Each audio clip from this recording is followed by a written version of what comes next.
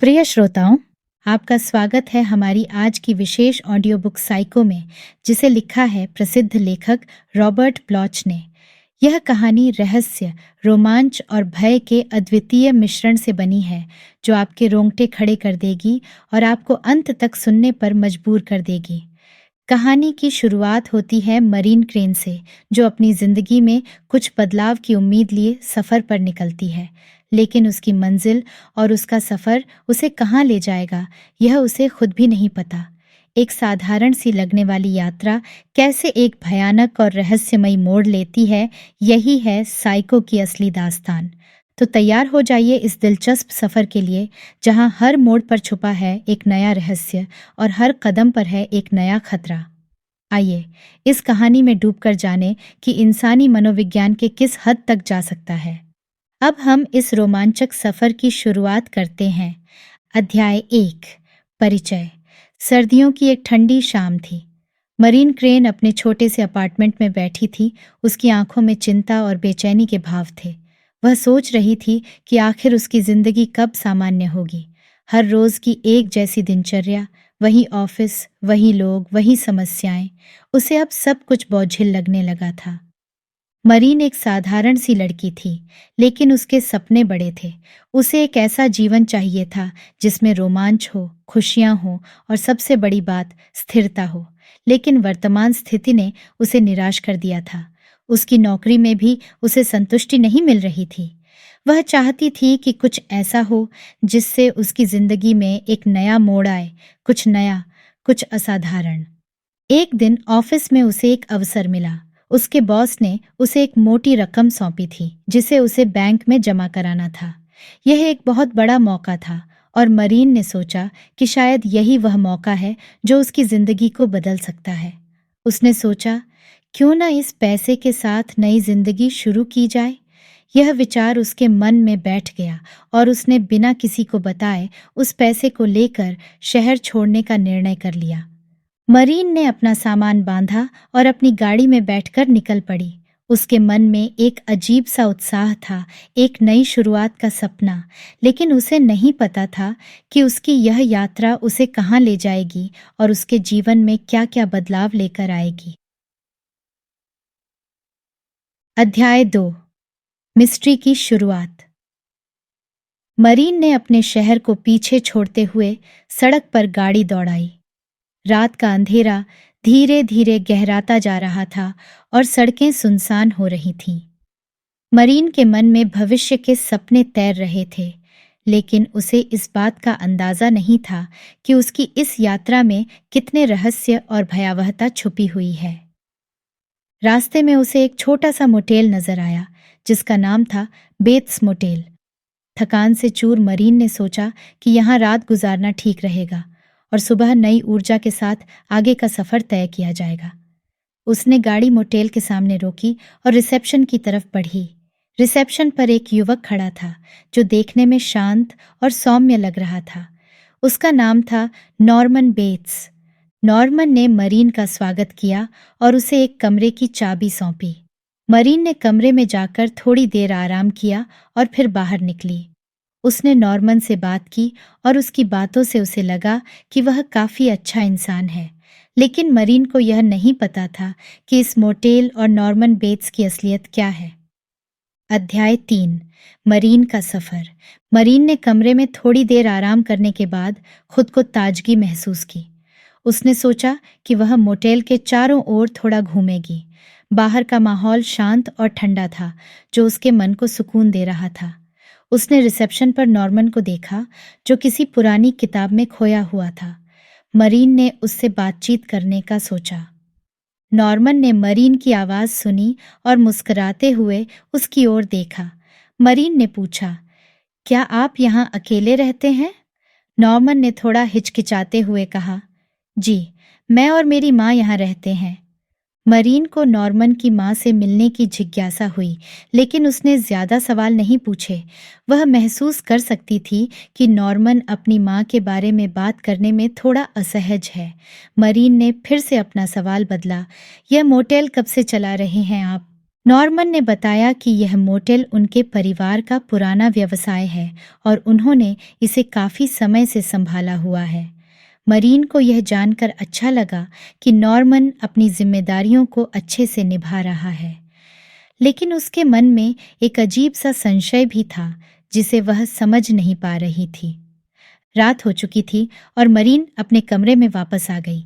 उसने सोचा कि अगली सुबह जल्दी निकल जाएगी और अपनी नई जिंदगी की शुरुआत करेगी, लेकिन वह यह नहीं जानती थी कि उसकी यह रात कितनी खतरनाक होने वाली है। अध्याय 4। Bates Motel. रात के सन्नाटे में मरीन के कमरे का दरवाजा अचानक खुला। एक परछाई धीरे धीरे कमरे में दाखिल हुई। मरीन गहरी नींद में थी और उसे किसी भी खतरे का आभास नहीं था। अचानक उस परछाई ने मरीन पर हमला कर दिया।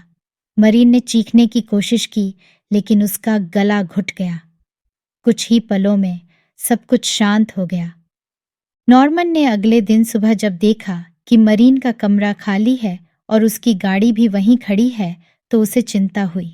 उसने सोचा कि शायद मरीन बिना बताए कहीं चली गई होगी, लेकिन असलियत कुछ और ही थी। नॉर्मन ने कमरे की सफाई की और सब कुछ सामान्य बनाने की कोशिश की। उसने यह सुनिश्चित किया कि कोई भी मरीन के बारे में सवाल न पूछे। अध्याय 5। Norman bets. नॉर्मन एक शांत और सुलझा हुआ व्यक्ति दिखता था, लेकिन उसकी असली पहचान कुछ और ही थी। नॉर्मन अपने अंदर एक भयानक रहस्य छुपाए हुए था, जिसे वह किसी से साझा नहीं कर सकता था। उसकी माँ, जो कभी उसकी सबसे प्रिय थी, अब उसकी सबसे बड़ी समस्या बन चुकी थी। नॉर्मन के दिमाग में अपनी माँ की छवि इतनी गहरी बस चुकी थी कि वह खुद को उससे अलग नहीं कर पाता था। उसकी माँ का साया हर वक्त उसके ऊपर मंडराता रहता था और वह इस बोझ से निकल नहीं पा रहा था। यही कारण था कि वह मरीन जैसी लड़कियों के लिए खतरनाक बन गया था। अध्याय 6। मरीन का गायब होना। मरीन की बहन लीला क्रेन को जब कई दिनों तक मरीन से कोई खबर नहीं मिली, तो वह चिंतित हो गई। उसने पुलिस में रिपोर्ट दर्ज कराई और मरीन की तलाश में जुट गई। पुलिस ने मरीन की आखिरी लोकेशन की जांच की और उन्हें बेट्स मोटेल का पता चला। लीला ने खुद भी बेट्स मोटेल जाने का निश्चय किया। उसने अपनी बहन को ढूंढने की ठान ली थी, चाहे उसे किसी भी कठिनाई का सामना क्यों न करना पड़े। बेट्स मोटेल पहुंचकर लीला ने नॉर्मन से मरीन के बारे में पूछताछ की, लेकिन नॉर्मन ने उसे कोई ठोस जानकारी नहीं दी। लीला को नॉर्मन पर शक हुआ और उसने खुद ही जांच करने की ठानी। अध्याय 7। जांच का आरंभ। लीला ने पुलिस को मरीन के बारे में और जानकारी दी और पुलिस ने बेट्स मोटेल में जांच शुरू की। नॉर्मन ने पुलिस को गुमराह करने की पूरी कोशिश की, लेकिन लीला ने हार नहीं मानी। उसने नॉर्मन के झूठ और उसके पीछे छुपे रहस्यों को समझने की कोशिश की। नॉर्मन की मां के कमरे में जाकर लीला ने देखा कि वहां कुछ अजीब सा है। उसने महसूस किया कि नॉर्मन की मां के बारे में कुछ भयानक सच्चाई छुपी हुई है।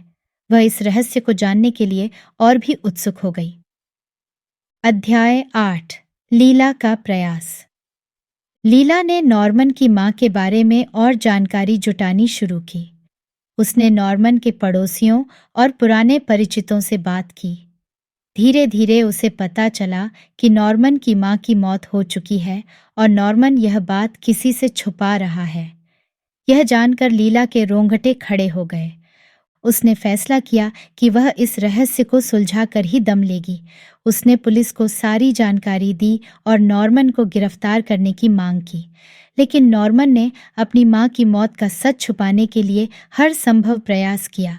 लीला को यह समझ में आ गया कि नॉर्मन मानसिक रूप से बीमार है और उसे अपनी मां की छवि से बाहर निकलने की जरूरत है। अध्याय 9। सत्य का सामना। पुलिस ने नॉर्मन के घर और मोटेल की गहन जांच की। उन्हें नॉर्मन की मां के बारे में छुपाई गई सच्चाई का पता चला। नॉर्मन की मां की लाश को देखकर सब स्तब्ध रह गए। यह स्पष्ट हो गया कि नॉर्मन ने अपनी मां के मरने के बाद भी उसकी छवि को जिंदा रखा हुआ था। नॉर्मन की मानसिक स्थिति को देखते हुए उसे गिरफ्तार कर लिया गया और उसे मानसिक अस्पताल भेज दिया गया।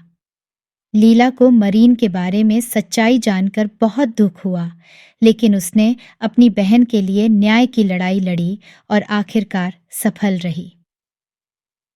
अध्याय 10। नॉर्मन की वास्तविकता।